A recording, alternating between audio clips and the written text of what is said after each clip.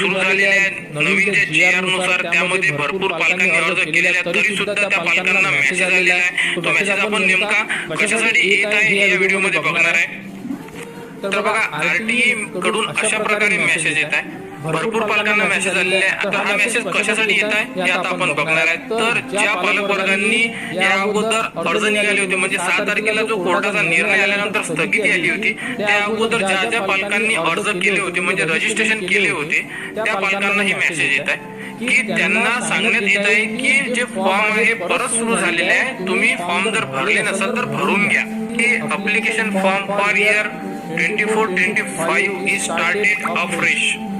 You have to apply again for RTE 25% admission of your child. यामध्ये हे सांगण्यात येत आहे की 2024-25 चे जे अर्ज आहे हे परत फ्रेश मध्ये सुरू झालेले आहे. तुम्ही